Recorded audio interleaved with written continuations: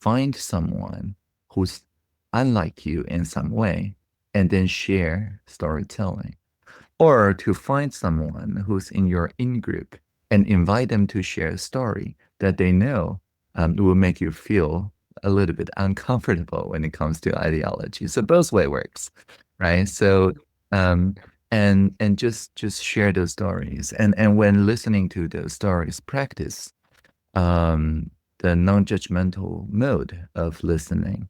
So in the beginning, maybe you can only listen for a minute without disrupting them or disrupting them in your head. That's okay. Keep it at 1 minute. But then with practice, you will be able then to listen for 5 minutes, for 10 minutes without interrupting.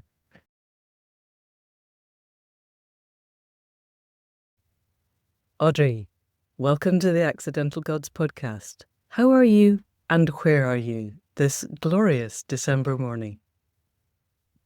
Good local time. I'm really happy to be here. I'm really good. I just returned from Boston to Taipei, still on the same planet, the planet Earth. What time is it with you then? In Taipei, it's 7:14 in the PM. Okay, and what time does your body think it is then? I completely lost time zones now. Yeah, I don't have a fixed time zone, and that's because I don't have jet lag. I have this exercise that this app called Time Shifter tells me when to take caffeine, when to take melatonin, more importantly, when to get bright light. And so I'm just somewhere between the local time and the global time. Time shifter. I will find a link to that and put it in the show notes. Just for my own curiosity, bright light, do you have electronic bright light or do you just go and stand outside? Or have you got a particular wavelength that works?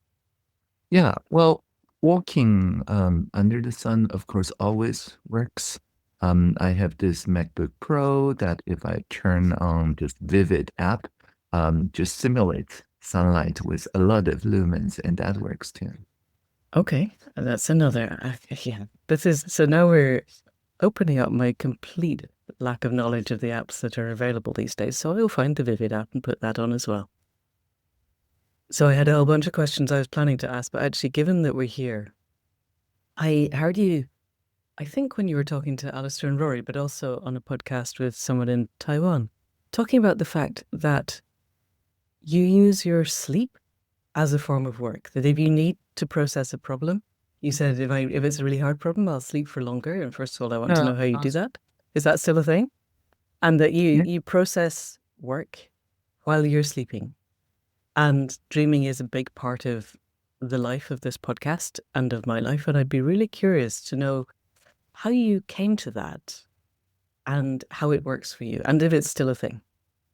Yeah, it is still a thing. And like when I watched the movie Tenet, which is quite complicated, I had to sleep for more than 10 hours that night.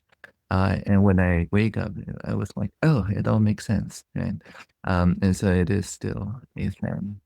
I think I came to that very early on, maybe when I was like 6 years old, 7 years old. It just felt natural, right? Whenever I fall asleep, I try to make sure that I've published or at least written down everything that I have learned that day, or maybe recorded with a tape or something, so that I publish and then perish. And this is linked to my heart condition. So not knowing like whether I will wake up, it's like flipping a coin. I learned the habit of just making sure that anything that can survive me is noted down so that I can devote my sleep to possibilities. I don't have to um, spend much more energy during my sleep to the things that already happened so that I can focus on possible futures, if that makes sense. It totally does. And already this is opening gateways to places I would like to go. For people who have not yet watched The Good Enough Ancestor, and everybody, really, you want to watch it, it's a beautiful film. Give us the potted history, because you alluded to not knowing if you were going to wake up, and that this was a thing even when you were very young. Tell us a little bit about that. Sure.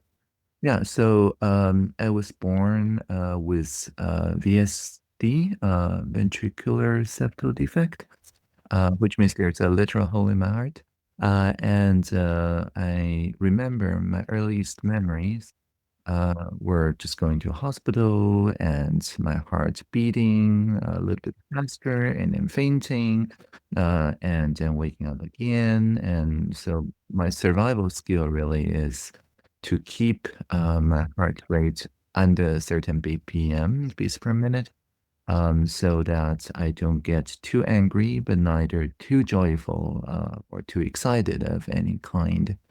And when I was 4, my doctor told my family, as well as me, of course, saying that this child is too young to get a surgery, the condition not very stable enough. So there's like a 50-50 chance of, you know, surviving until they get a surgery. So from that point onwards, which is 4 years old to 12 years old, when I really did get a surgery, the 8 years in between, I go to sleep again thinking like a coin flip. And if I don't wake up, the difference, of course, is whether I have written down or recorded something that I learned that day. If I did, then I feel, oh, I'm a good enough ancestor. I'm good enough. But if I did not, I would make sure to write something down or at least record something. Okay. And then that gives you the freedom, having recorded it and felt that you are then, you've left a legacy, then your dreams are free to help you process the life of the next day, assuming that it happens. Yeah, it's Can I? not really a checkpoint. Yes. Yeah. Mhm. In the film, you when it shows you going to a Buddhist monastery at a certain point in your younger years. Also Is that. Buddhist thinking, thank you, is Buddhist thinking, Buddhist philosophy, Buddhist ideas of how our minds work, do they influence how you think and believe, or was it a useful place to go in order to feel calmer? Yeah, my family was religious. So my father's parents, my grandma and grandpa, on the father's side are both Catholics, and my parents are Taoists. I practice Taoist meditation, and my mom is a Taoist acupuncturist, Tai Chi, all that.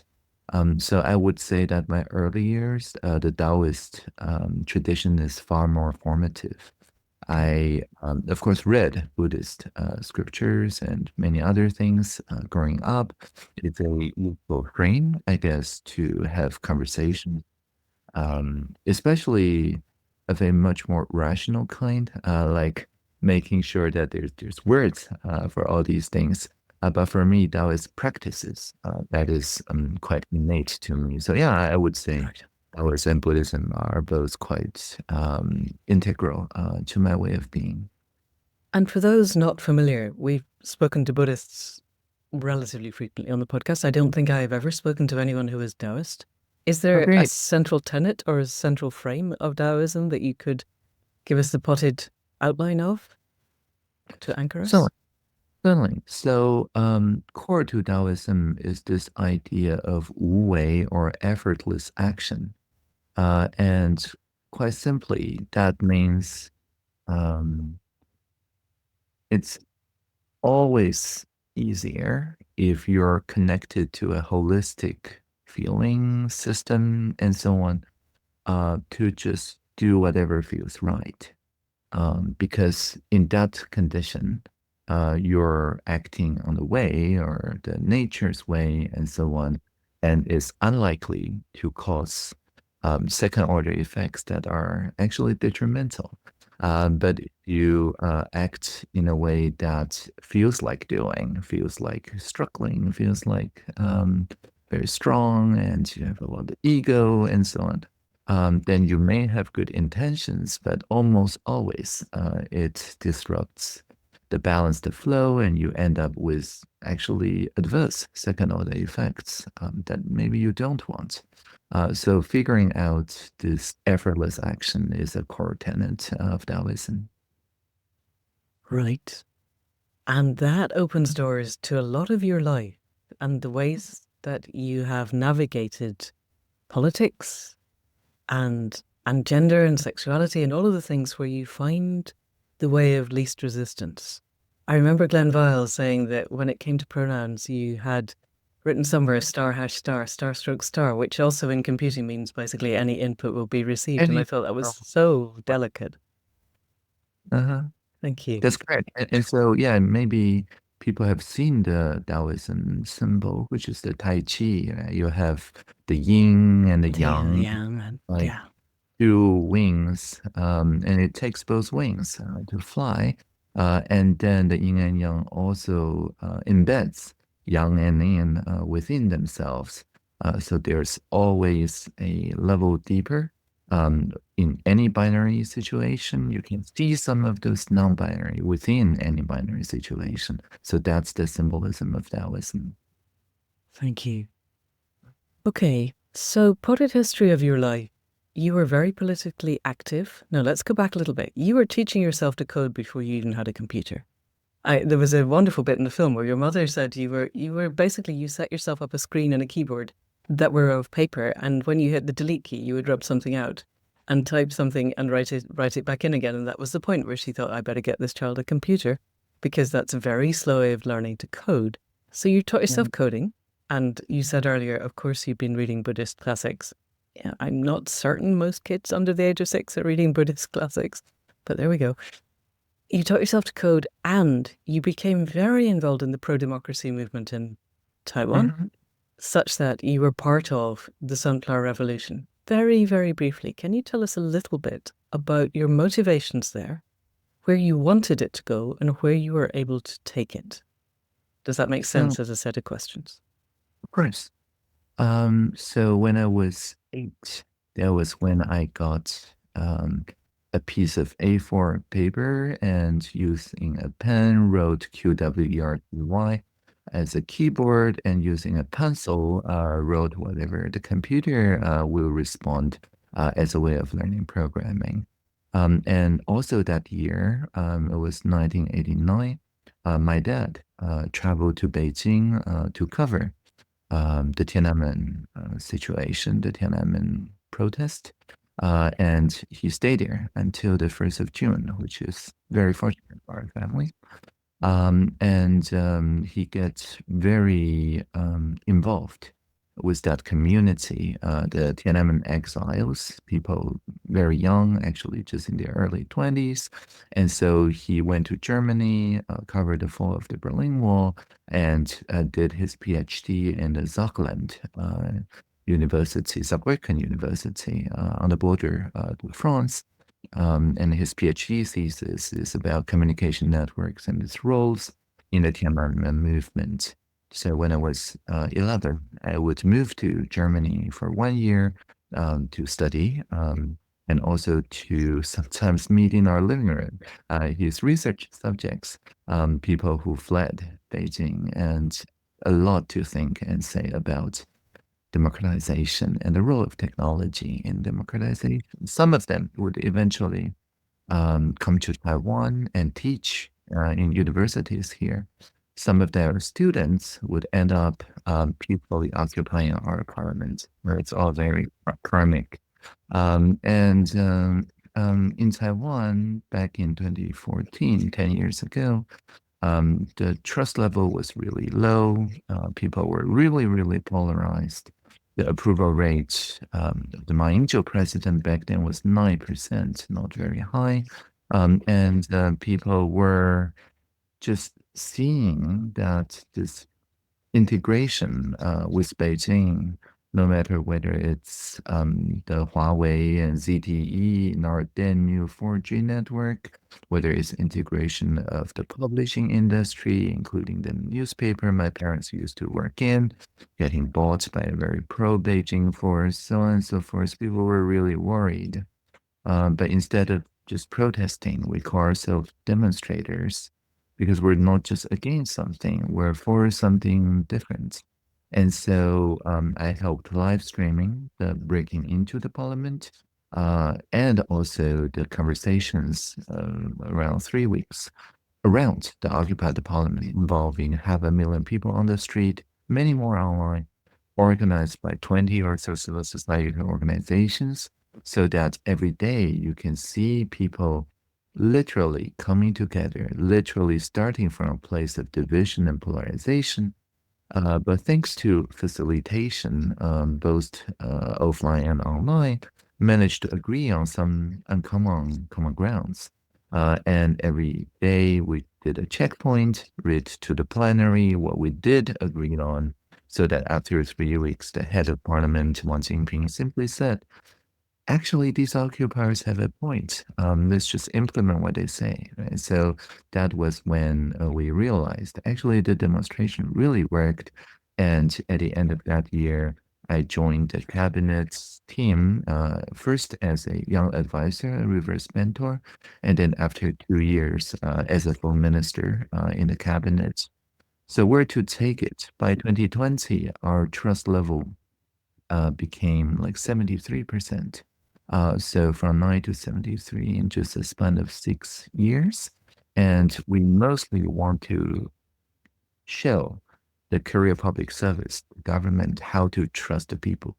Because to give no trust is to get no trust.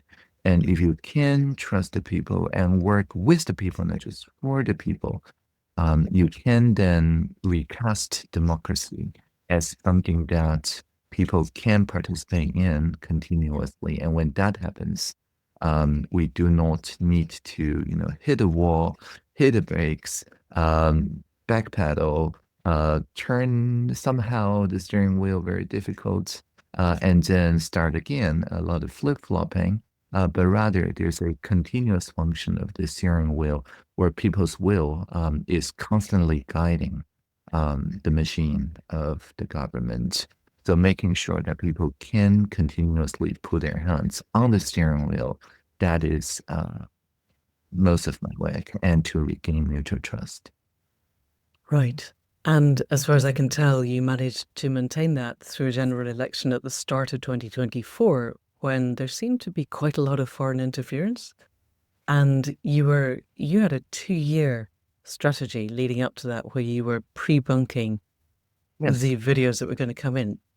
I would like to go down how we solve division and fractioning and polarization, but just very briefly, tell us about your strategy for that election and then what you've been doing since, because you are no longer digital minister in Taiwan. You've moved into being a democracy advocate worldwide. So let's talk a little bit about the general election and then let's move on to worldwide democracy. Well, yeah, I'm now the cyber ambassador, so part of the diplomatic corps after serving 7.5 years in the cabinet. So, and I mean, if you want to see what would happen to Taiwan if we did not do the pre-bunking work, just look at Romania, right? A unknown candidate just a month ago in Romania rose from obscurity to win the first round of presidential election and is propelled by a very sophisticated influence campaign on TikTok. And it was no organic groundswell only, right? Their constitutional court annulled the entire election after uncovering a Russian orchestrated effort that weaponized the TikTok recommendation algorithm and influencers funded through cryptocurrency to manipulate workers and voters. And they were saying, TikTok was saying, it's entertainment video, dancing video. So even on the voting day, where it's actually illegal to campaign, all those campaigning still kept going and hidden by opaque financing and so on. So it's a real thing in 2024. You can use AI and fake accounts and things like that to essentially take over an election. And Taiwan, according to VDEM, has been for the past 12 years the top target for this kind of attacks.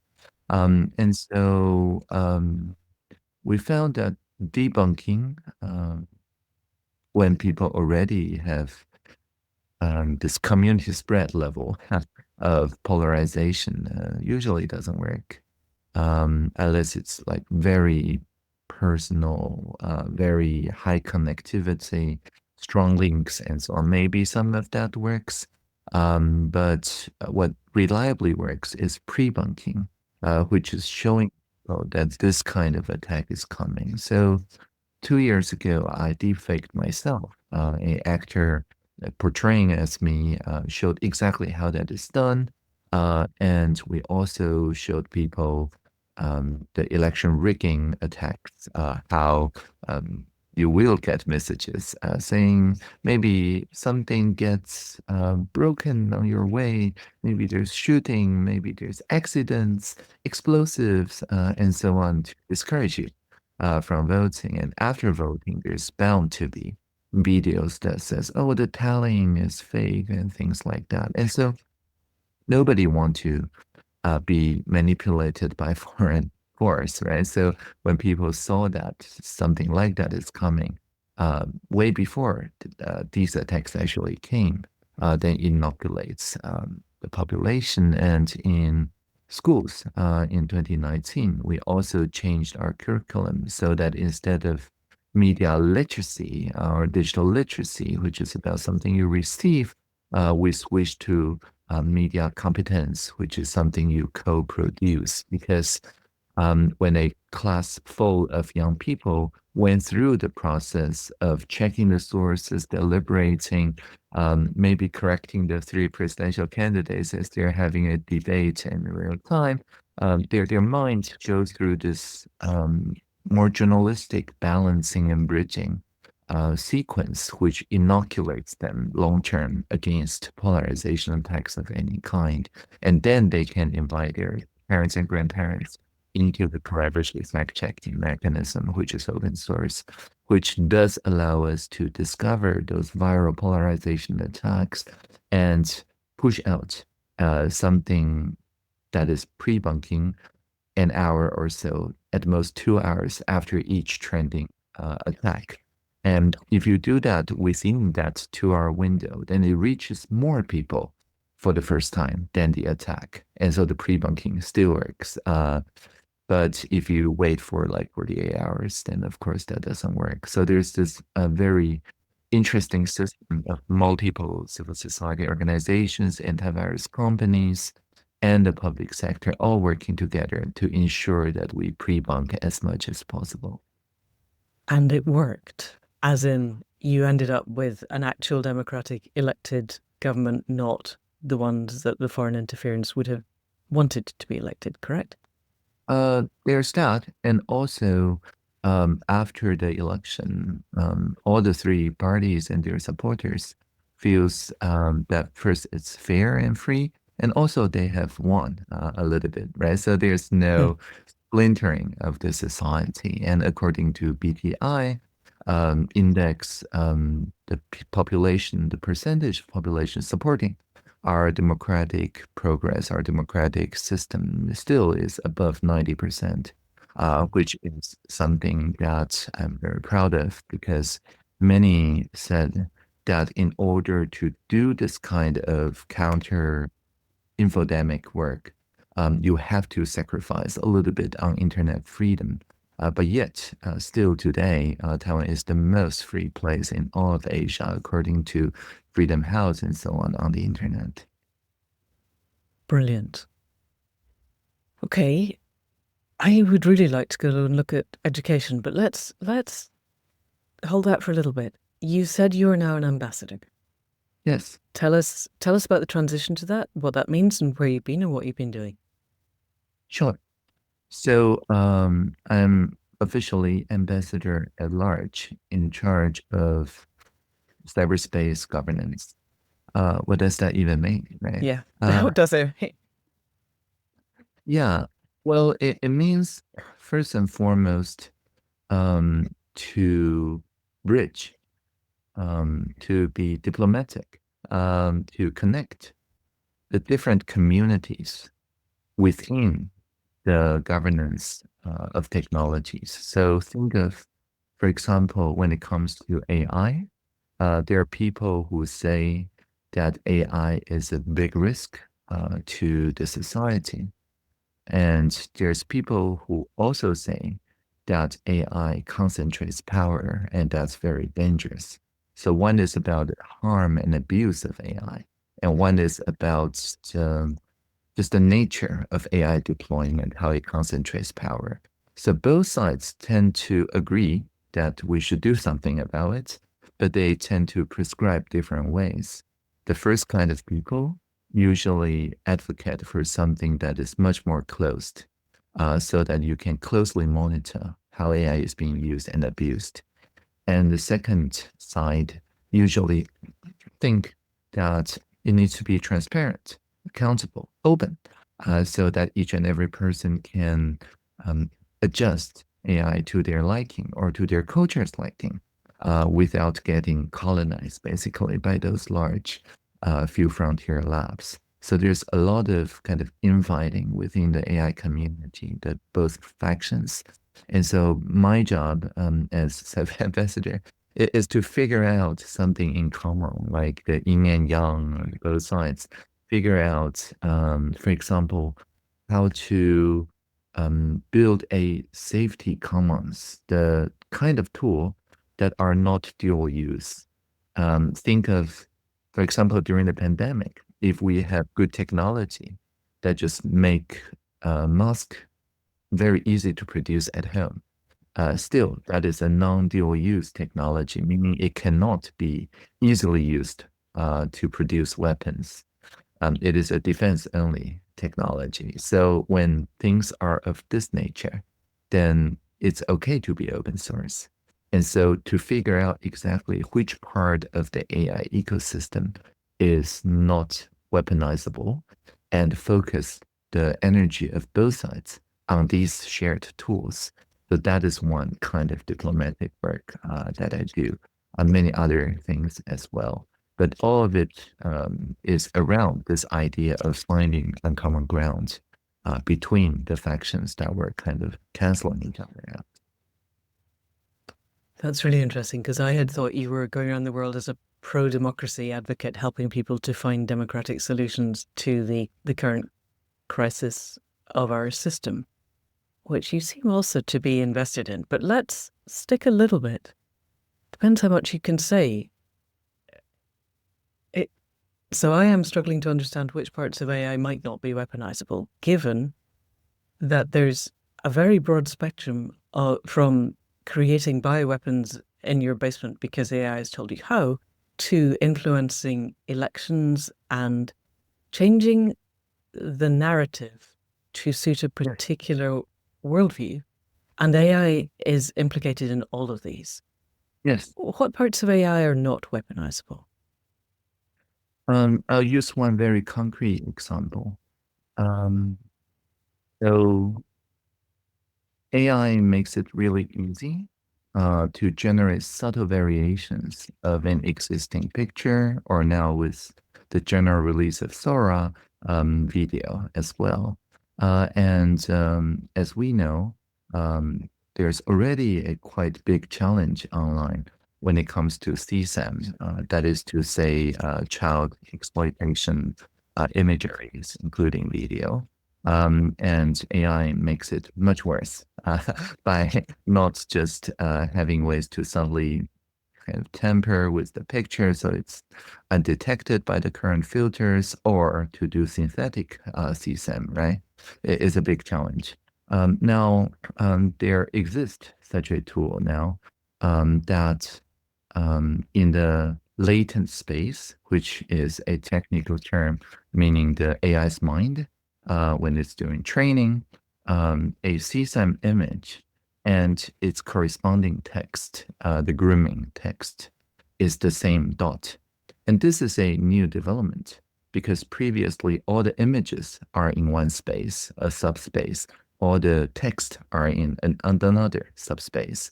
So if you can do the training such that the image can be reliably mapped into its corresponding text without false positives and false negatives, then you change the nature of CSAM detection. Instead of waiting for one big Microsoft or some other entity to be the clearinghouse of all CSAM with all the difficulties of updating it and so on to the central system, it implies you can detect such imagery and grooming text at the edge, like on your phone or something, or on a self-hosted Blue Sky pod or a Truth Social Mastodon pod or really any pod. And what does it mean? It means that you don't have to hold on illegal images anymore, which was the thing that prevented people from training this kind of detection by themselves. Now you just hold on to a copy of the text, which is legal to hold on to, so that people can detect new variations of CSAM images much quicker because it's at the edge, updated, train it together with federated training. And so the info defense becomes something that anyone can invest in together instead of relying on a few single points of failure. So the technology in the latent space that map the CSAM image to the text, this is non-dual use because it's this direction only. So this is just one very simple example.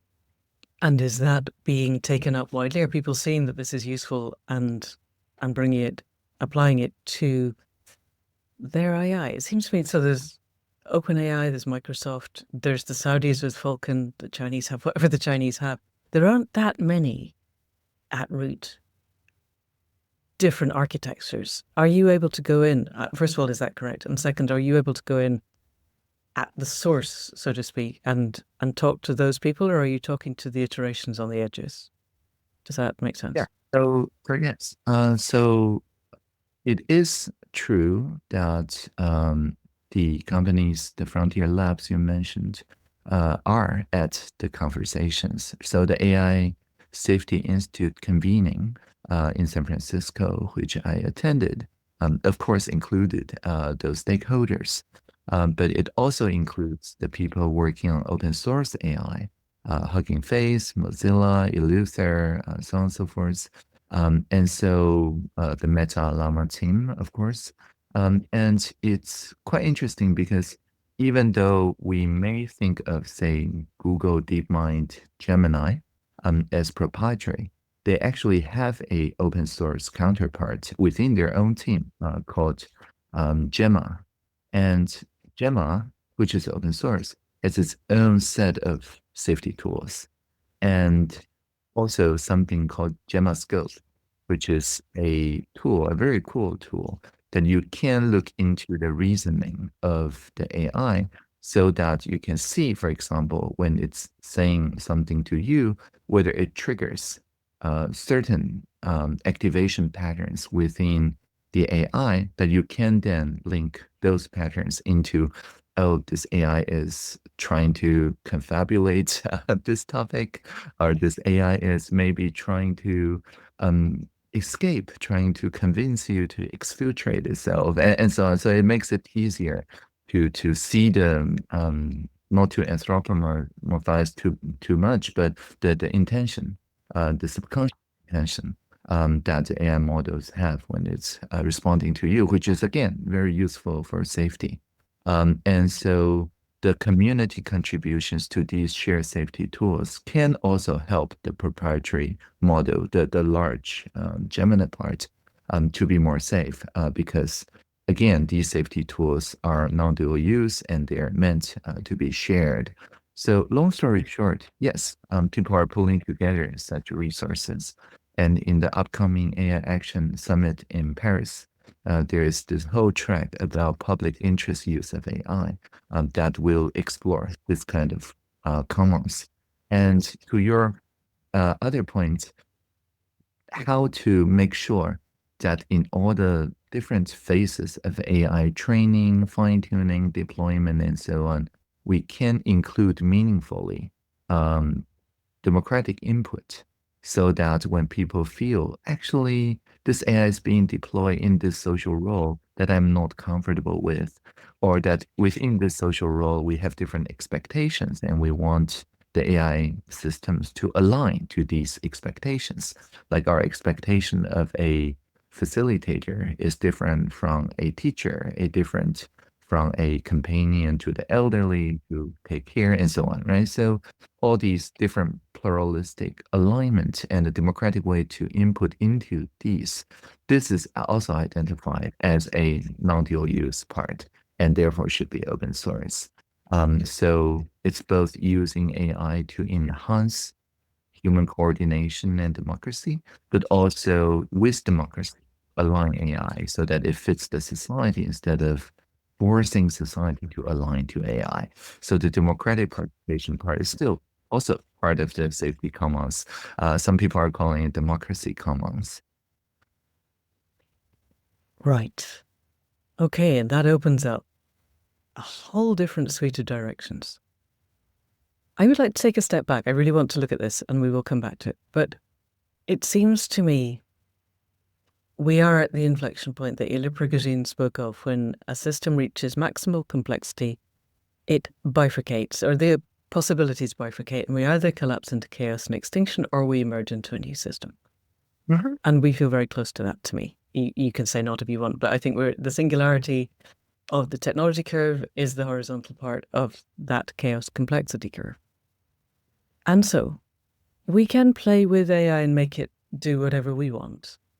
If the hegemonic culture exists in a space where people still want to abuse children, let's take that as a baseline, they will find ways around it.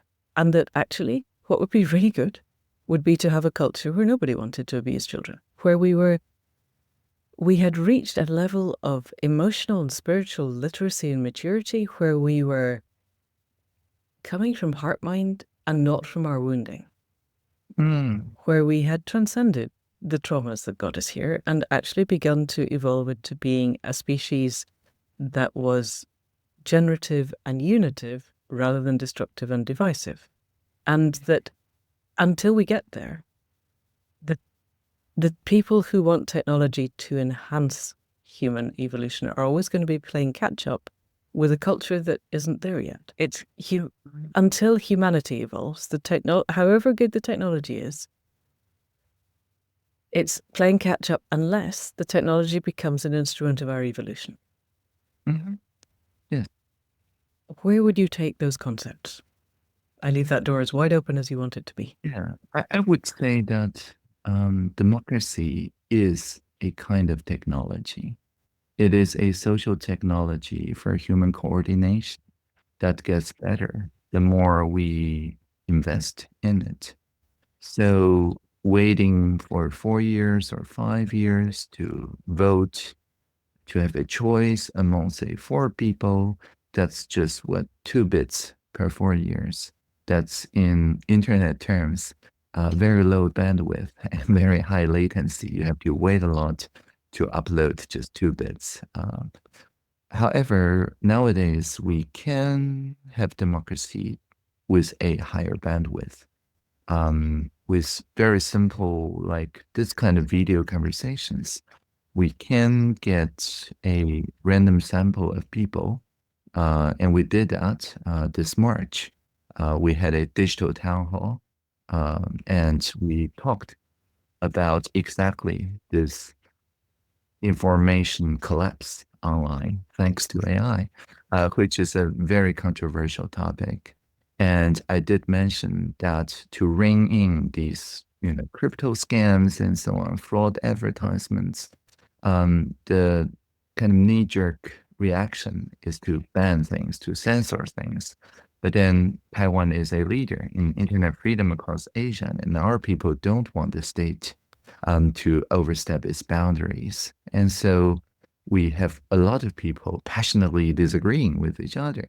But just by sending 200,000 text messages to random numbers in Taiwan, and for the people who volunteered to join this online assembly, we chose 450 people who are stratified random sampling, meaning they represent statistically a microcosm of Taiwanese population. They step by step found common ground, and is facilitated by an AI system. And so we not only drafted a pioneering law, arguably the world's first, that using verifiable signatures to hold platforms liable and accountable, but also demonstrated that you can increase the bandwidth of democracy using these kind of online tools. So it's not that people don't have trauma or don't have a lot of hate to each other and so on. But it is also a function of the space. If you have pro-social democratic spaces where people go through this process of checking with each other's understanding, sharing their authentic feelings, creating shared stories that reflect those feelings, then people do come to the place where people say, okay, we can live with it.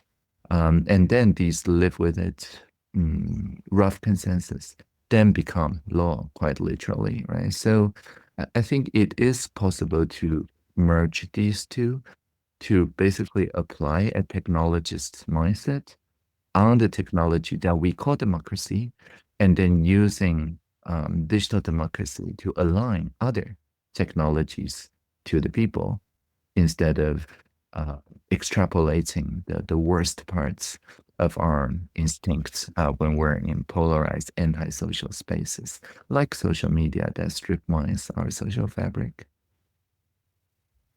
Okay.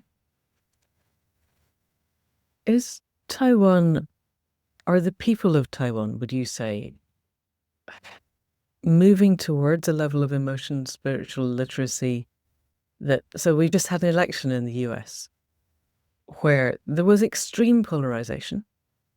There are now parts of the nation that will not talk to each other, and yet approx 70 million out of a total of 350 million have just defined the political structure of that country, possibly for the foreseeable future. And it feels to me, whichever side had won, the other side was going to be deeply, deeply unhappy. And either way, it doesn't represent the totality of the state. But what we had in the US and what we still probably have is the best democracy that money could buy. It was wholly corrupt. There was no chance, whichever side won, that ordinary average people would actually have any influence. The choice isn't over. The bandwidth was tiny because the choices were one kind of supercapitalism or another kind of supercapitalism. And the face on the supercapitalism and the nature of the predation was pretty indistinct. There would have been much better options, but they were not on the table. How do we, first of all, in Taiwan, is it different? And second, how do we now move from a state where a particular version of predatory capitalism has captured control to a state where actual people feel that they are actually engaged? Yeah, I mean, just 10 years ago, we were there, right? We're highly polarized. And again, the trust level to the government was 9%, but the trust level to the democracy itself wasn't much better. So, and now in 2022, according to the most recent International Civic and Citizenship Education Survey, the ICCS, Taiwanese 15 years old are top of the world when it comes to the agency, the feeling that they can actually meaningfully change politics, commitments to human rights, environmental rights. I don't know whether they measure spirituality, but I would say that this idea of holistically considering the earth, the planet, this is the people, is definitely the strongest in the world when it comes to Taiwanese 15-year-olds. And it's not a coincidence. It is because I mentioned the competence, not just literacy, education curriculum that we put in, so that even before they turn 18, they can not just meaningfully change the curriculum itself for their schools, but also set the agenda. The most impactful petitions on the national participation platform are started by people around 16, 17 years old, supported by 60, 70 years olds.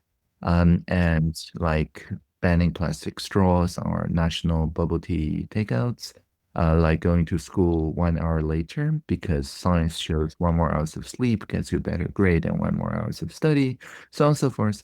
All these are started by young people, and some of them even invited to the cabinet level to be the young reverse mentors, youth advisors to the cabinet. So the point is, I think we need to ensure that our strongest storytellers, that's to say kids, can weave the narrative, the shared stories that the society coalesces around. And that is very, very important because if the young people feel that the stories they tell have no impact at all in the society, in a super capitalistic system, because it's quite unlikely an average 15-year or so is a billionaire, right? So because of that, then they're going to drift apart from democracy and we lose the ability to reinvent ourselves. Right, right. And I was talking to a couple of young people, they were in their early 20s a couple of days ago, and they are staggeringly angry. And largely because they have no sense that their voices will ever be heard in a time frame that they feel is relevant to what's happening in the world. And the whole of Western democracy seems to be that way. We have a system that elevates the dark triad, and it elevates old, straight white men, largely, whose emotional frame was set when they were 15, which was, halfway through the last century in the old millennium, and they don't have the emotional flexibility, with the best will in the world, to understand the world that a modern 15-year-old is growing in. It's a completely different reality. So, in your ambassadorship, moving around the world, you seem to me to be talking to people about the ways that we can use democracy as a social technology as much as you are about the ways that we can harness AI so that it doesn't blow us all off the planet before we manage to harness social technologies.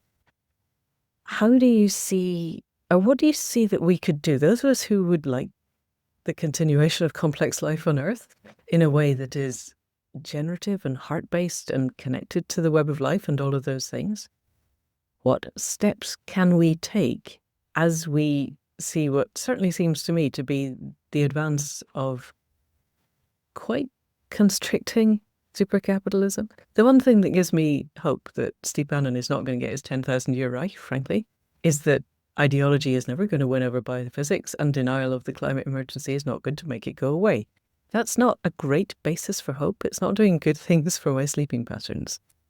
Please help my sleeping patterns, Audrey. Well, yeah, you definitely start by sleeping well. I Would if I could. I insist on 8 hours of sleep.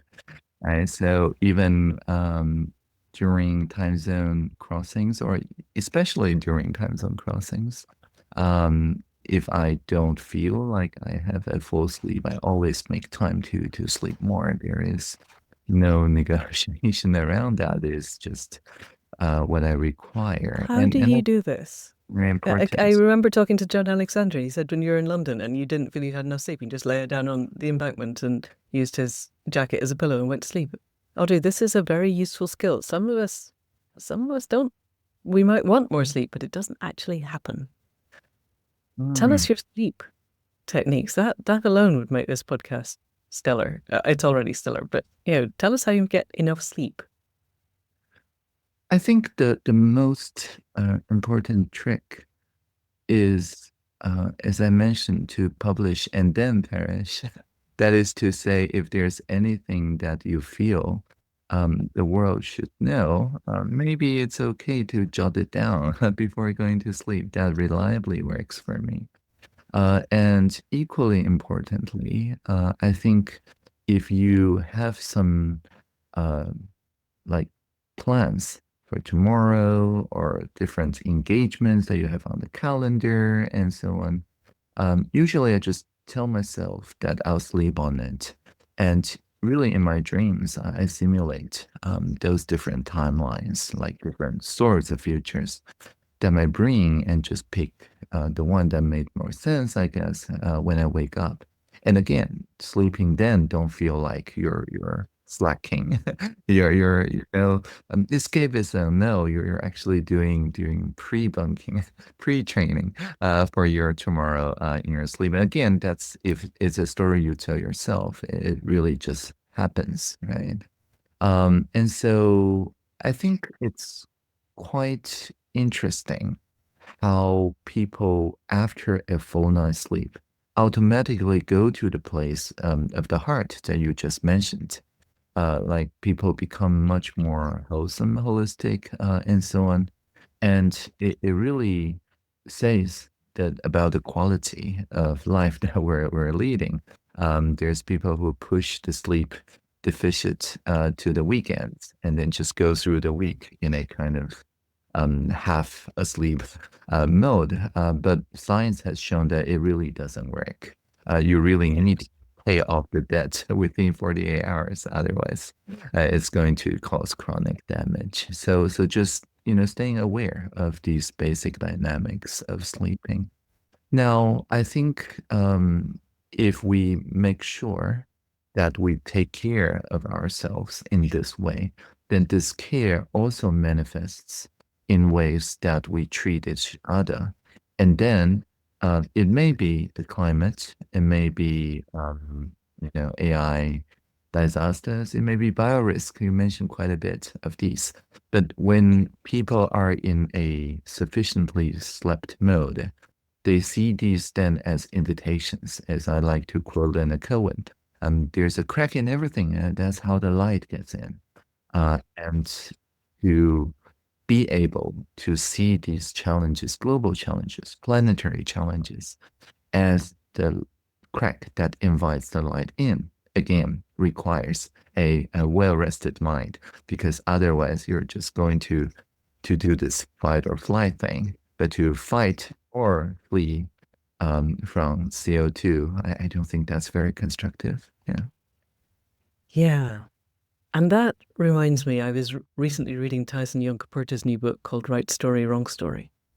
And he has a part in it where he's describing the Aboriginal people, and they've all gathered together, and the adults are creating a dugout canoe, which they will later sell to a museum as if it were an artifact, but that's a separate thing. And the kids are playing on the north bend of the river, and they're jumping in and out of the water because today it is safe, there are no crocodiles, but tomorrow it won't be. And he says a little while later on, we don't have the flight and fight response, the Paleolithic fight and flight response that you all talk about, because we know where the predators are, always. And that sank very deeply for me, that our Indigenous ancestors across the world were sufficiently linked to the web of life to know where the predators were. It made a lot more sense also of Vanessa Andriotti's book, where she's talking about hospicing modernity, and she wants to marry a man of Spanish descent, and her Indigenous grandfather says, no, you can't. He won't know how to laugh, and he'll get bitten by a snake. And in the end, he does know how to laugh, and they teach him how not to get bitten by the snakes. But he will get bitten by a snake because he doesn't know where they are. And it strikes me that in our modern world, first of all, we've lost that connection to the web of life. We've abandoned it, and we don't know how to get it back without a lot of work. But also, most of the predators in our world are not snakes or bears or tigers outside the window. They're other people. Or they're technologies that people have created. And yes, I'm sure if you get no sleep, you wake up feeling more heartfelt and more connected. But we also, it seems to me, lack the narratives of connection. Our narratives are often narratives of disconnection. And I'm putting quite a lot of my personal bandwidth into finding ways to shift the narratives from ones of scarcity and separation and powerlessness to agency and connection and community and sufficiency and being and belonging and finding a sense of meaning. And you seem to live in that place of being and belonging and a sense of meaning. And first of all, I think presumably it arises out of your childhood. You had to devolve a sense of being and belonging. But also, if you and I together were to plan a way to shift the global narrative to one of connection, sufficiency, agency. How would you do it using any of the technologies with which you are familiar? Yeah, indeed, when we changed the curriculum 2019, we say from this point onward, only three things matters in education, which are agency, interaction, and the common good. So agency means that the child's curiosity, the child's initiatives should determine their personal curriculum. Interaction means that they need to interact with other people as friends, right? Not seeing each other as predators, but rather learn the very important skill of pro-social friendlessness, right? So this idea of being friendly to people who are different from you are often just papered over when you're in a competitive environment in a school, right? Because there's not enough capstone projects where you can usefully collaborate or something. So maybe you have a lot of agency, a lot of initiative, but you see the world from a zero-sum perspective. So that's the other one. The third one, the common good, is also interesting because it's essentially in any place where it's zero sum, it's a systemic teaching of how to play a different game, how to see the games that we're playing as lose-lose games, and then refuse to play and say, no, I'd like to play a different game where there is common good to be had, and not getting trapped into this collective FOMO thing, right? I remember, yeah, last year there was a study that says to an average undergrad in the US who's using TikTok, if you want to make them quit, you have to pay them close to $60 a month. So they don't want to quit. However, if there's a way for everybody around them to quit together along with them, then they're willing to pay you $30 per month to make that happen. So it's a collective trap, right? The first one to go out loses utility. They get socially disconnected, so nobody would quit by themselves. But everybody realized we're actually in a lose-lose game. Everybody loses so much in this collective trap. And so the common good pillar is, I think, just this instinct recognition of such situation. And with that, the maturity, the emotional maturity to say, okay, then let's organize and move somewhere else together. Right? So agency, interaction, and the common good, I think are quite reliable. And so these are technologies too. The self-reminder that we talk about, that this is a lose-lose game. The awareness that just because they look different doesn't mean that we cannot be friends. Just because I'm on this wing and they're on the other wing, well, the left wing and right wing together, both wings makes a bird fly, to have that reminder to oneself. All these are technologies in a sense that these are a set of practices that people can do together. And there are a lot of tools, dynamic facilitation, open space technology, breathing and meditation exercises that are technologies that people can practice together. So I won't say that there's a solution. I don't think solutionism works here, but just holding true to those three pillars already does a lot. That's huge. How did you, so that you started this in 2019, so it was just before the pandemic, but because you were in there sort of things, Taiwan did not have lockdown. One of the ways that in the UK and the US and Western Europe, the zero-sum concept arises is that there are a certain number of places at university and the people who rise to the top get the places and the rest don't. And so there's inevitably in our schooling system that sense of competition. First of all, you need to get to university if you want to get ahead, and you're competing against not just the people that you know, but a whole bunch of people that you don't know. I trained to be a veterinary surgeon, and it was a long way back, and there was a television program called All Creatures Great and Small, which was about a vet, and the competition went from probably 40, 50 people per place to 600 people per place, pretty much overnight, about 5 years before I was applying. And you knew that that was the case. I have a 1 in 600 chance of getting this place. I have to succeed against everybody I know and 1,000 people that I don't know. And I remember listening to Zach Stein, he probably knows, an educational philosopher in the States, and he said that there are schools in the States where every single child has gastric ulcers. And this is not a useful way to educate anybody. How in Taiwan did you manage to alleviate that zero-sum component of education? Well, first of all, to have sufficient amount of university and colleges so that anyone who wants to get in gets in. Right. A supply side problem that can be fixed on the supply side.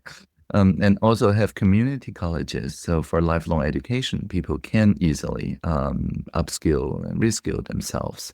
So, I mean, this sounds like quite obvious. Well, it sounds like quite obvious, but if you trained everyone who had wanted to be a vet when I wanted to be a vet, 600 people per place, you would have had to find jobs for 600% increase in the number of vets. And it was hard enough to find a job as it was. I mean, I guess you you have your personal vet for your family of animals, but that would require changing the economy elastic, right? If the demand is elastic.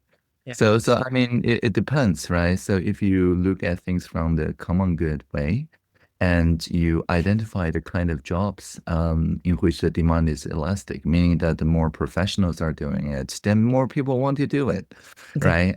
Then your economy just reconfigure around those elastic demands. So I'm no economist. You probably interview more economists than we have the room to go into here. But this is also a key piece of AI.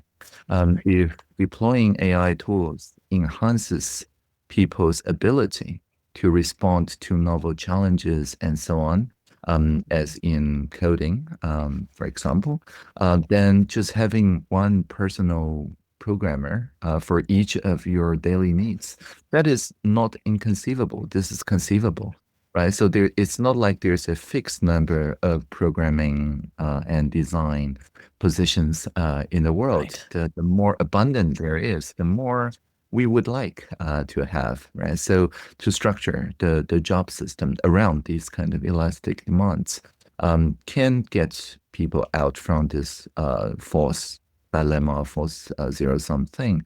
And in Taiwan, again, even for the kids, for the schools level, people who don't want the curriculum can actually go to one of those experimental schools or institutions or homeschooling. Up to 10% of Taiwanese kids can opt into that. I'm homeschooled. Like when I was 14, I talked to the head of my school saying, I can do 16 hours a day of research. There's this internet thing that people are doing research together. Or I can spend 8 hours a day at your school and just have 8 hours a day to do research. Of being bullied. Also, or something like that, right? Yeah. Well, so the head of my school was like, oh, I read your email exchange with professors of the field, and it looks like you're really doing research. So yeah, you don't have to go to my school anymore, right? So that's when I thought that, oh, the bureaucracy, they're very innovative, actually. So anyway, the point being that because we have this flexibility, so we have the Waldorfschule, we have Montessori, we have all sorts of different thoughts, processes that went into experimental education. And the ones that really did align culturally, locally, that got adopted, then inform our schools, which also has a experimental program and also according to a new curriculum to give students and their parents much more agenda setting power when it comes to how to organize their studies and so on. So it become a continuum. People who want to experiment full-time into alternate school systems, they do that. They inform the educational core, right? The teachers would then inform the local schools to adopt some of these newer ideas. So, and this is partly why when generative AI came, we did not feel that we need to ban it or anything because we just incorporate it into the agency interaction and the common good curriculum. Brilliant. And are those young people who have been given agency encouraged to understand the common good? Are they beginning to move into positions of political influence now? Oh, yeah, Or at least are definitely. they holding levers of change that make sense? Yeah, definitely. I mean, the new curriculum was just 5 years ago, but we Yeah. already saw, as I mentioned, in civics classes, the teachers encouraged them to start popular movement, Yeah. e-petition.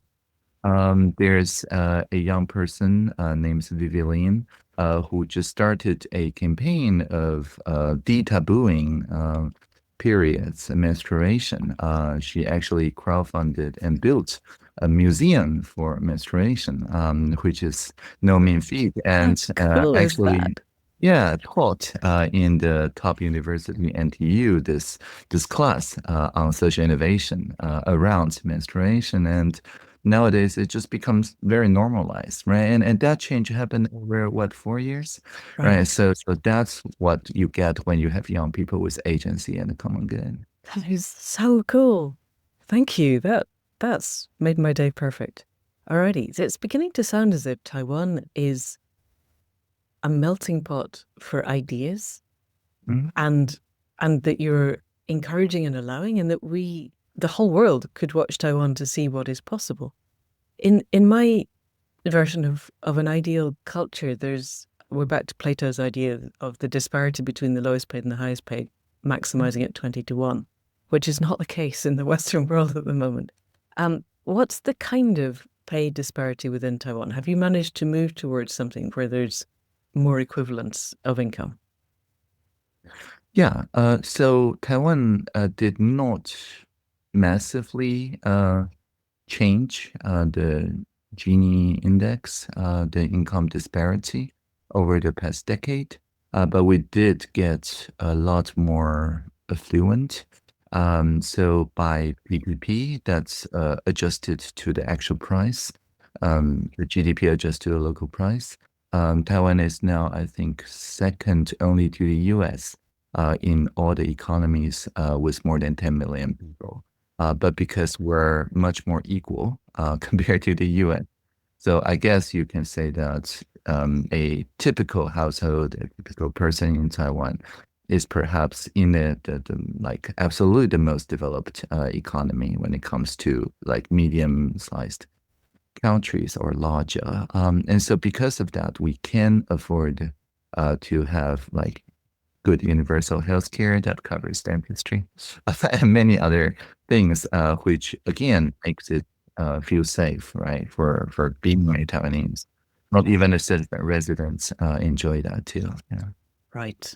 Right. And so this sense of safety, I think, is what then allows emotional expansion. If we're not in sympathetic or dorsal vagal overload all of the time, we can begin to become more heart-based and more spiritually aware and more connected. Yes. And I think that also contributed to the fact that, well, we're over 80% of population is religious, but contrary to most OECD countries, the more highly educated or accomplished you are, the more likely you're religious. And Right. that's not the case, say, in the US. Right. And you also have very diverse spiritual paths, Mm-hmm. as I understand it. You're Right. one of the most diverse linguistically and also the most diverse in terms Yeah. of spiritual Yeah. or religious The second most affiliation. religions. Yes. There's no dominant religion, Yeah. right? There's Right. Taoism, there's Buddhism. The folk religion is a little bit like Shinto, animism, and of course there's Christianity, along with many others. Yeah. Right. So you still have a shamanic Mhm. underpinning to the things that are there. Fantastic. Yes. So, in our modern world, social media are the connectivity of our hypercomplex system. Mhm. And I am old enough to remember when Twitter was Twitter and felt like a really generative and lovely place to be. And now I'm on Blue Sky and Mastodon, and they both feel slightly like that. You are involved in the people's bid to take TikTok from being something that can shift the Romanian election in ways that we don't necessarily want to something that could enhance people's lives. Can you tell us a bit about what that is and how it's going? Certainly. So the way TikTok currently works It's a little bit like strip mining. It detects what social relationship, what community, what affiliations you likely have.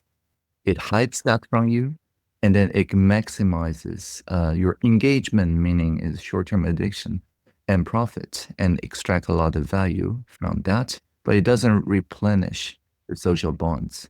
So gone was this idea of like in the early Twitter, people sharing the curated timelines, lists, and things like that.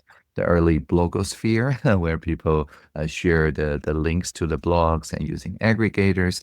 In these places, I guess still in Blue Sky today, the default is to share some feeds so that you know that the community that you're part of and other communities have some overlap in shared experiences. But with TikTok, or really with anything that's individually precision targeted, then all of that is lost. You pretty much are guaranteed to be trapped in your own world. And then again, that leads to isolation and polarization, a weakened sense, right, of shared reality, which is why I say it's strip mining our social fabric. And so the idea here of the people's bid is that if it comes through, then we will make sure, instead of playing whack-a-mole against bots and trolls and things like that, people are given the choice of curating the feed however they feel like. It's just going to be shared, and people can, just like people are doing in Blue Sky today, build their shared feeds. If I like, I don't know, a cappella and science, I can create a feed that just have people singing about science. And then other people can subscribe to it and make sure that we have a shared experience and so on and so forth. So that is both meaningful participation, voice, but also freedom to migrate to different platforms, but still keep your connections and your content. That is choice. Right? So the voice, choice, and the stake, meaning that if people contribute to building communities online, if people know that this is a polarizing topic and they're willing to be one of those very few, like 3.5% of content, if they want to create that sort of content that heals the social fabric, that when both sides view this content, they can literally see the left wing and the right wing flying together.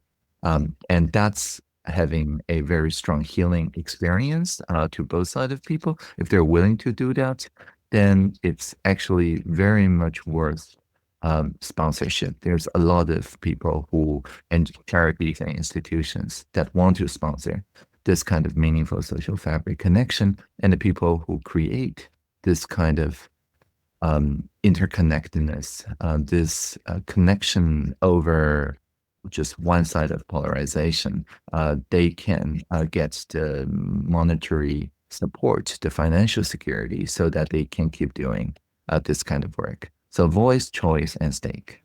So can we drill down into the 3.5% and the social connection? What does it look like? What does it feel like? If I, as a novelist, or potentially I'm trying to write film scripts, was wanting to engage with that, where's the research and where is it happening? What does it look and feel like? Yeah, I'll use one very simple example. So in early 2020, Taiwan knew pretty much before anyone else that the virus is coming, something like SARS but different, and Musk is going to be a problem. And part of the problem is not the physical one, but a psychological one. There's one side of our population that thinks only N95, the most expensive kind of mask, is useful and everything else doesn't work.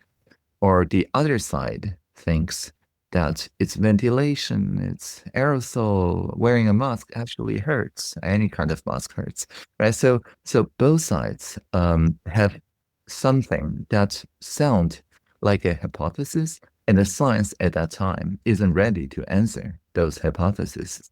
And we knew already that the polarization attacks are coming. And what's about the polarization attack, it is not about supporting this over this or that. It's about amplifying the most extreme versions of both sides so that they fight each other, they hate each other. And it's not, strictly speaking, disinformation, because these are reasonable doubts, right? So the existing counter disinformation laws probably doesn't work for that circumstance, right? So what should we do? And it is why we have in each ministry a team we call participation officers in charge of engaging the public to practice broad listening, not just broadcasting, and also to find uncommon ground. And so in this particular case, what is the uncommon ground? Well, very quickly, the health ministry's participation officer, who happens to live with this very cute dog, a Shiba Inu, the same kind of dog, Doge. And we pushed out a meme, a cute picture with this dog putting her paw on her mouth and saying, wear a mask to remind each other to keep your dirty and unwashed hand away from your face.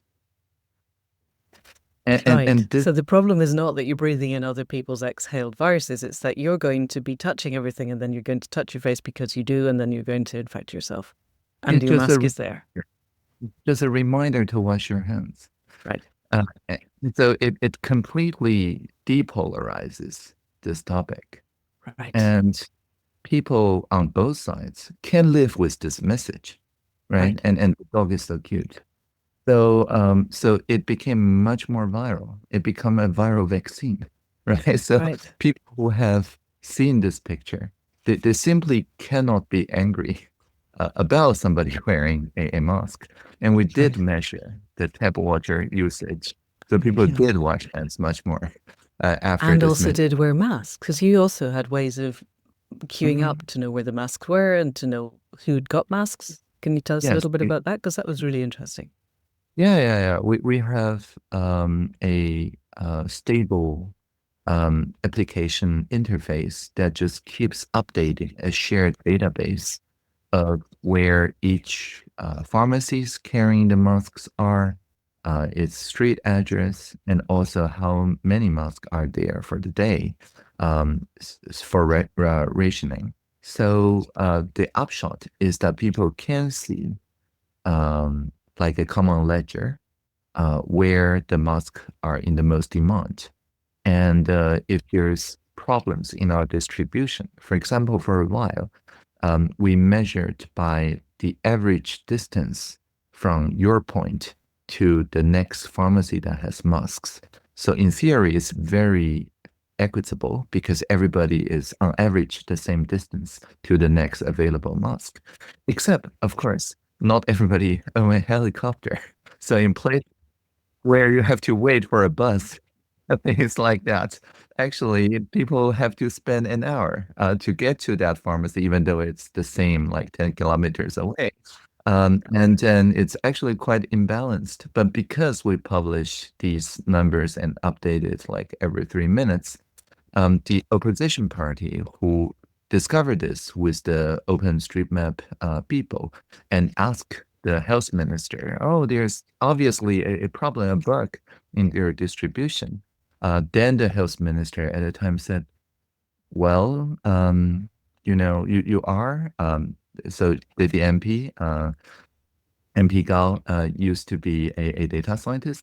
So our health minister was like, yes, you're a data scientist. So please teach us how to do it. Yeah, come and help us. But without this common data, without this shared story, there's no way for the opposition to help. But now, equipped with exactly the same real-time data, she cannot say no. She has to help, right? So it again changes a zero-sum politic into a positive-sum politic. And we did fix the distribution method just a week after that. And so the point being that if you see these kind of coordination problems as a invitation and share literally everything we have when it comes to decision making, then everybody can help setting up a better visualization to the next available mask, people can monitor long-term trends and improve distribution. So it becomes like really cybernetic in the sense that people steer the steering wheel together when it comes to pandemic response. Or anything. So we're back to agency, interaction, and the common good. You spoke about polarization attacks, and that these were not trying to say that one side or other was right because there wasn't enough data. These were belief systems, and they were being amplified in order to cause discord and polarization. It's great. How do we reach the people whose aim in life is to create discord and polarization and persuade them that we're all on a burning planet and it would be nice if they didn't do that? Well, with cute dogs, right? So that's Well, it. you diffused them with the cute dogs. I'm not certain you got to them and stopped them from wanting polarization to happen, did you?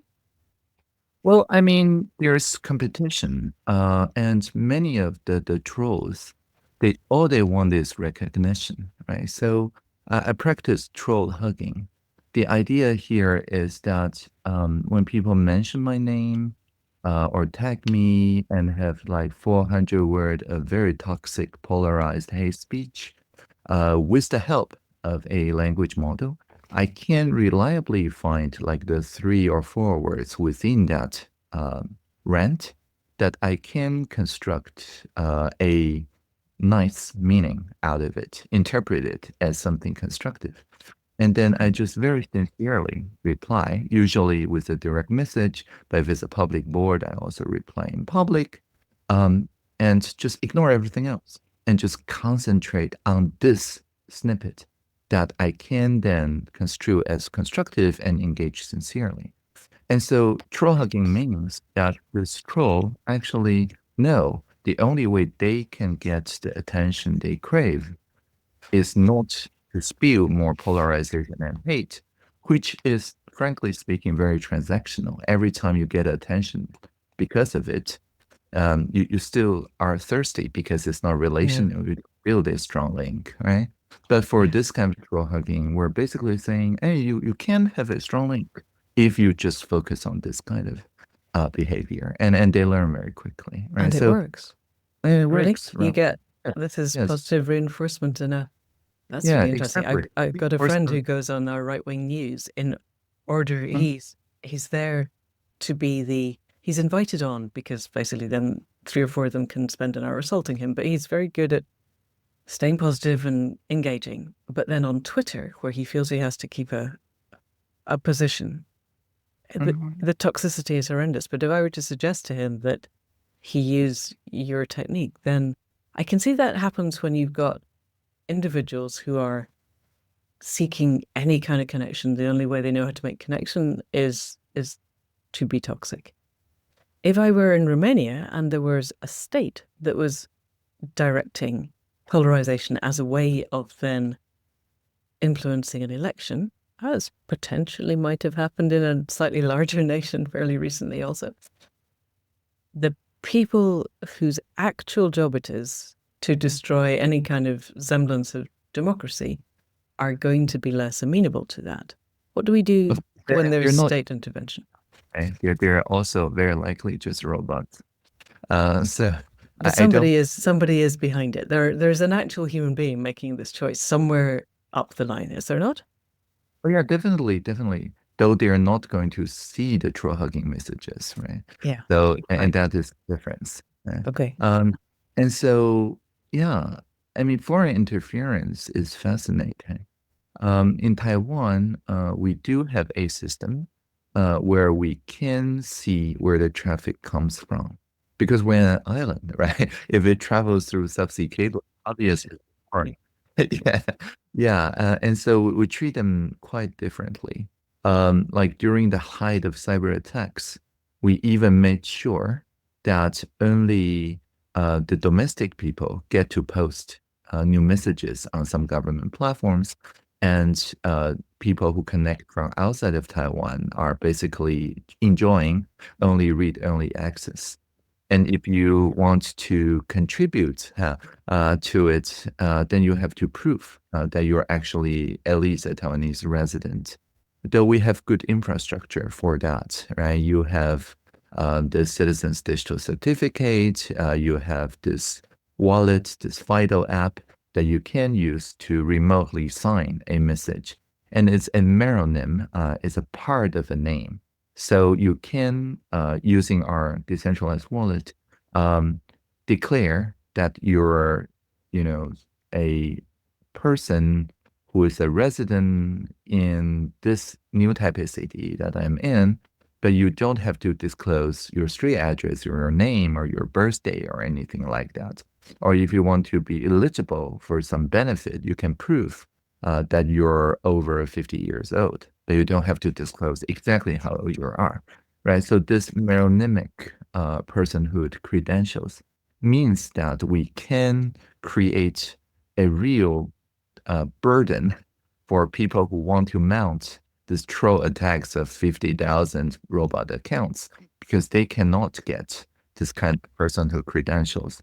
But then we don't move to a place where the state surveils everything you do because you prove only the minimal part required. So this meronymic systems is also very important. Right. Okay. We're getting to the point where either we split this podcast into two, which is possible, or we begin to draw to a close.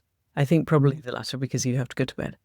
So, could you very briefly, we're about to head into the start of 2025. How would you like the world to go, and how could those of us listening help to tip it in a way that is more generative, inclusive, gives people more sense of agency and more connection?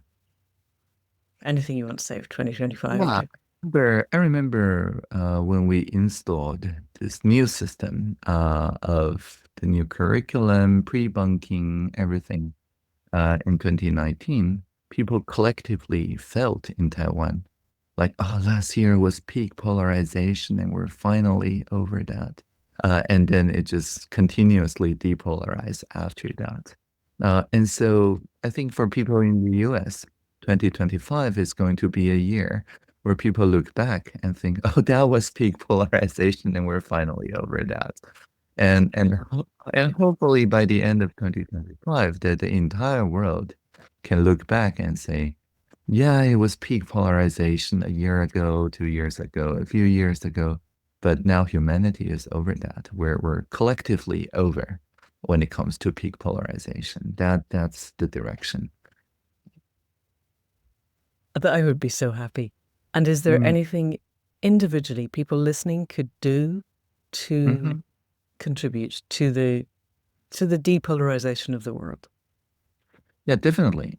I mean, the reliable way to depolarize is to find someone who's unlike you in some way and then share storytelling. Or to find someone who's in your in-group and invite them to share a story that they know will make you feel a little bit uncomfortable when it comes to ideology. So both way works, right? So and just share those stories. And when listening to those stories, practice the non-judgmental mode of listening. So in the beginning, maybe you can only listen for a minute without disrupting them or disrupting them in your head. That's okay. Keep it at 1 minute. But then with practice, you will be able then to listen for 5 minutes, for 10 minutes without interrupting. And I can consistently listen for an hour without interrupting either in my mind or acting out. And at that point, then you fuse your horizon with the other party. And that's really very beautiful. It is the connectedness that we all need. So practice that, share unusual stories with people close to you, or share close, interesting stories of common interest with people who are very different or even opposing your ideologies, and just keep practicing share storytelling, and that's going to be reliably depolarizing. Thank you. Thank you. What a way to go into 2025. This has been astonishing and beautiful, and I am so grateful. Audrey Tang, thank you so much for coming onto the Accidental Gods podcast. Really happy to share with you all of this and live long and prosper. Like, oh, cool. Yes, there we go. Mm. So, this is something that I have touched on in my podcast occasionally, but not in any great depth. And it's Mm-hmm. the concept of the Wetiko or the Wendigo, which was a concept that Alnur Lada first introduced me to in the Indigenous peoples of North America, and probably, I imagine, the Indigenous peoples all over the world, that under certain circumstances, an individual within what is an initiation culture would experience a trauma that cut them off from the holding of the web of life. And it might be deep shame, particular or lack of empathy. The incidents that Alnor spoke of is if a group were caught away from the tribe by, say, a heavy snowfall for a prolonged length of time, and the surviving individuals had resorted to cannibalism, they would come back and they would be infected by the Wetiko. And there would be very detailed cultural ceremonies and rituals to reintegrate that individual to the tribe for their sake, but also for the sake of the tribe, because this is contagious. Mm. And and it seems to me that the trauma culture, whatever cut us off from the web of life, Mm-hmm. is that Wetiko. And certainly what Alner says and the his connections with the Indigenous peoples of North America is that when the colonizers arrived, the experience was that this was an entire culture infected with the Wetiko. And it is contagious and it destroys everything that it touches. And Mm. so, in my shamanic work, in my own personal work of feeding my demons, and also then exploring within that realm of outside ordinary reality, but within the sphere that is the energy of the web of life and everything around it, Mm. there is a Wetiko, there is a thing, an entity that feeds on fear and suffering and pride and war and grief and all of the things that seem to be exploding in our world rather a lot. And it's quite happy at the moment, but it's also, there is another, there's the generative, there's the what might lift us to emergence into a new system, the raw wonder and joy and curiosity and wild compassion of the web of life, and that these two are facing off one against the other, and that each of us can choose in any moment to feed one or the other. And I wonder Mm. how that lands with you, really, if Yeah, it does one at of all. my earliest reading is the Tao Te Ching, the Taoism ancient text. So on chapter 13, it's called Shameless in the Ursula Le Guin translation. It goes like this. To be in favor or disgrace is to live in fear. To take the body seriously is to admit one can suffer. What does it mean? To be in favor or disgrace is to live in fear. Fear debases. We fear to lose it. We fear to win it. So be in favor or disgrace is to live in fear. What does it mean to take the body seriously? Is to admit one can suffer. I suffer because I'm a body. If I weren't a body, how could I suffer?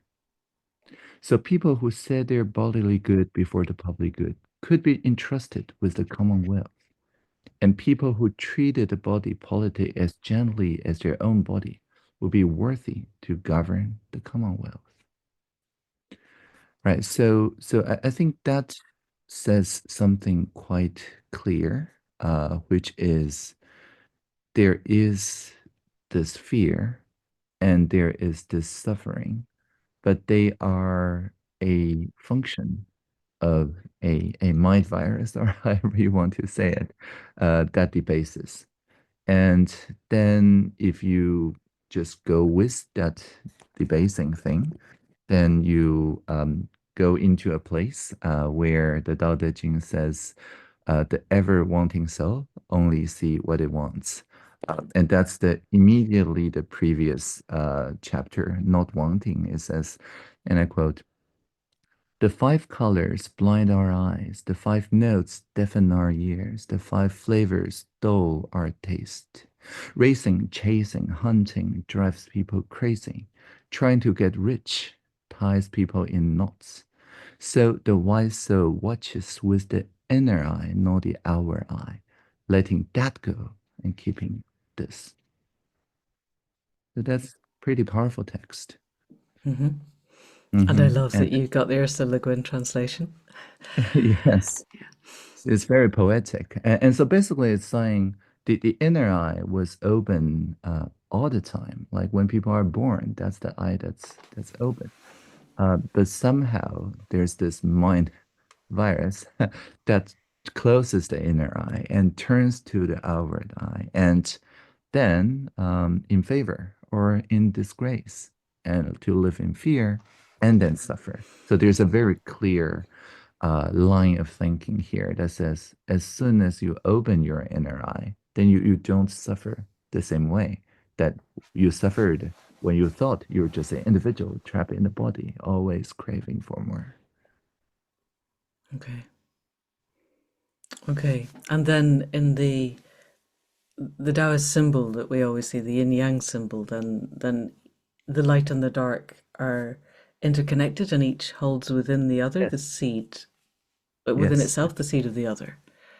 Mhm. Yes.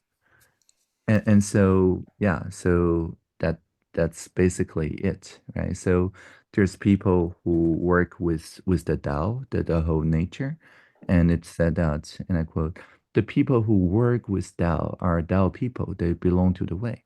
People who work with power belong to power, and people who work with loss belong to what's lost.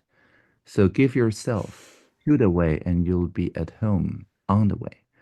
Give yourself to power, and you'll be at home in power. Hmm. Give yourself to loss, and only when you're lost, you'll feel at home. To give no trust is to get no trust. Right. Which brings us neatly back to your concept of trusting the people. Hmm. The people who live Yes. in power are at home in power. And it seems to me we've created a system in the West which elevates a particular kind of power over Hmm. rather than power with, which is a very old concept, but it still doesn't. And they're very at home in power. Yes. And it says, as soon as you start working with the people, as soon as you give trust from the position of power to restore the way, then you become immune to that particular mind virus, or to your words, to the Wetiko. Hmm. Okay. And so finding the way in the Taoist sense Hmm. is is the treatment for the Wetiko in a way. It brings us back out of the endless searching of the hungry ghost and back into a place of balance. Yes, and yeah, I really like chapter 28. I'll just read it, I guess. It says this in very beautiful poetry. It goes like this. Knowing man and staying woman, be the riverbed of the world. Being the world's riverbed of eternal unfailing power is to go back again to be newborn. Knowing light and staying dark, be a pattern to the world. Being the world's pattern of eternal unerring power is to go back again to boundlessness. Knowing glory and staying modest, be the valley of the world. Being the world's valley of eternal inexhaustible power is to go back again to the natural. Natural wood is cut up and made into useful things. Wise souls are used to make into leaders. And just so, a great carving is done without cutting. Hmm. So I interpret that as in not cutting from the greater web of life. Right. Brilliant and beautiful. That's amazing. We will put that out somewhere as an extra. Thank you so much. Yeah. That's what I wanted to ask you all the way along. Thank you.